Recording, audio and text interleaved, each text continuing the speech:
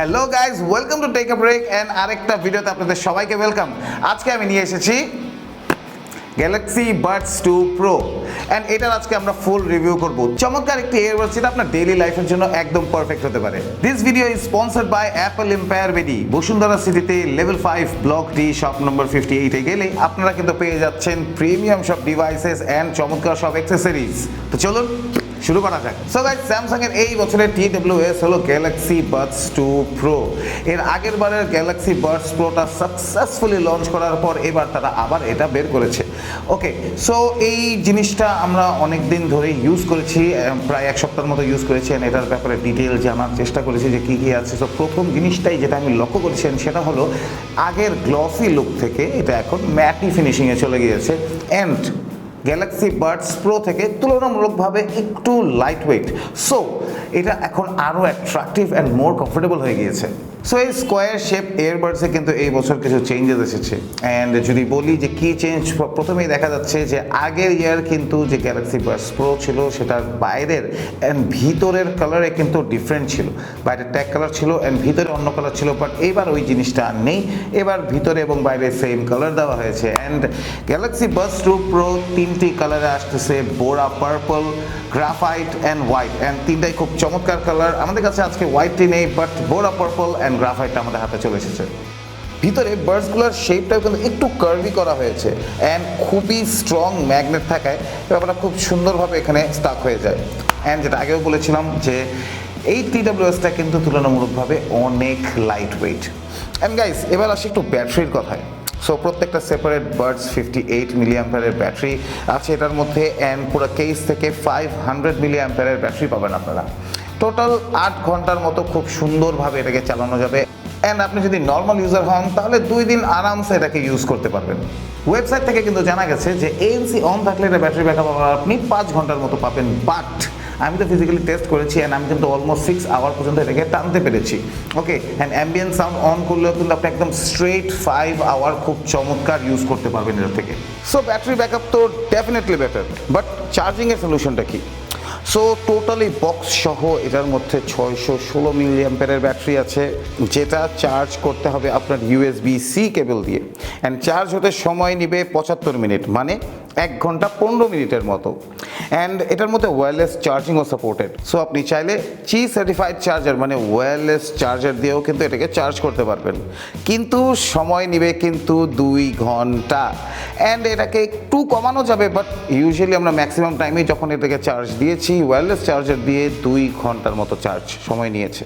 Samsung নিজেও জানে যে একটু একটা ডিভাইসের মধ্যে ওরা কিন্তু উফার বা টুইটারের মতো ব্যবস্থা তারা করতে পারবে না। সো তারা সাউন্ড কোয়ালিটিতে আগের মতনই কিন্তু ব্যবস্থা করেছে, বাট চেঞ্জেস অবশ্যই আছে। আপনি কিন্তু এখন মিউজিকের ভোকালটা খুব ক্লিয়ারলি শুনতে পারবেন অ্যান্ড প্রত্যেকটা ইনস্ট্রুমেন্টের আওয়াজ খুব পারফেক্টলি শোনা যায়। বাট স্টিল ওরকম বেজ না থাকলে ওই অনেক এক্সপিরিয়েন্সটা পাওয়া যায় না। সো অ্যাক্টিভ নয়েজ ক্যান্সেলেশন অনেক বেটার করা হয়েছে অ্যান্ড বলা হয় যে স্যামসাং এখন পর্যন্ত বেস্ট অ্যাক্টিভ নয়েজ ক্যান্সেলেশনকে ডেভেলপ করেছে এটার মধ্যে। অ্যান্ড এটার মধ্যে এখনও স্টিল 3টা মোড আছে, active noise cancellation, of and ambient mode. 3টি মাইক আছে এটার মধ্যে, যেটার কারণে এক্সটার্নাল সাউন্ডগুলোকে নিয়ে চমৎকারভাবে ক্যান্সেল করতে পারে এই ডিভাইসটি, যেটা খুবই চমৎকার একটা ব্যাপার। অ্যান্ড ইন কল ক্যান্সেলেশন বলে একটা ব্যাপার আছে, যেটার কারণে আপনি এখন কারোর সাথে কথা বলতে গেলে আরও অনেক বেশি কমফোর্টেবল ফিল করবেন। আরেকটা ফিচার যেটা আমার এই বাডসের ব্যাপারে অনেক ভালো লেগেছে সেটা হলো এটার ভয়েস ডিটেকশন ফিচার। যদি আপনি কারোর সাথে কথা বলতে চান গান শোনা অবস্থায়, তখন হঠাৎ করে এটা ANC থেকে অ্যাম্বিয়েন্ট মোডে শিফট হয়ে যাবে অটোমেটিকলি, যাতে আপনি পাশের মানুষটার কথাটা ঠিক মতো শুনতে পারেন। সো তখন আপনার জন্য এটা খুবই বেটার হবে।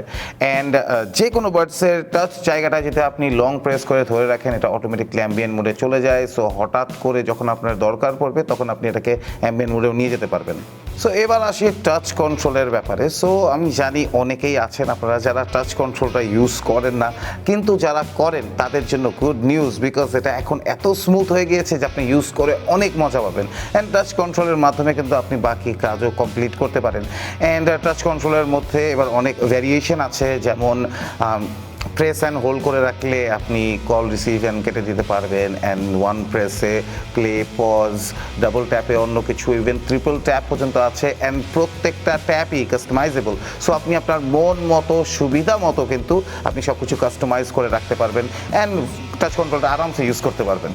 সো এই এয়ারবাডসের মধ্যে ইকুয়ালাইজার আছে, যেটা দিয়ে আপনি এয়ারবাডসটাকে ইকুয়ালাইজ করে অডিওটাকে আরও ক্লিয়ার করতে পারবেন। বাট বেজের যে ব্যাপারটা আছে এটা কিন্তু এখনও ফিক্সড হলো না, বাট স্টিল এই ব্যাপারটা খুবই চমৎকার। এছাড়াও আপনি কিন্তু গ্যালাক্সির অ্যাপ আছে, ওই অ্যাপটা দিয়ে কিন্তু এটাকে খুব চমৎকারভাবে কন্ট্রোল করতে পারবেন, অ্যান্ড ওটা দিয়ে কিন্তু অনেক কিছু করা যাবে। ইকুয়ালাইজ থেকে শুরু করে আরও অনেক অপশনস আছে, ওই অপশনসগুলো কাজে লাগাতে পারবেন। অ্যান্ড ইভেন এটার মধ্যে একটি ফিট টাইপেরও একটা অপশন আছে, অ্যান্ড এই ফিটের অপশন দিয়ে কিন্তু এটা কানে দেওয়ার পর আপনাকে পারফেক্টলি কি আপনার কানে ফিট হয়েছে কিনা ওটাও কিন্তু যাচাই করতে পারবেন, এরকম ব্যবস্থা আছে এই অ্যাপের মধ্যে। অ্যান্ড মোস্ট ইম্পর্টেন্ট পার্ট, এটা কিন্তু IPX7, সো 1 মিটার পানির মধ্যে কিন্তু ডুবে থাকলেও এটা নষ্ট হবে না, কমপ্লিটলি ঠিক থাকবে। অ্যান্ড এই বাসটা কিন্তু 15% ওজন ডিক্রিজ করেছে গ্যালাক্সি বাডস প্রো থেকে, অ্যান্ড পার বাডসের ওজন এখন আসছে 5.5 গ্রাম অনলি।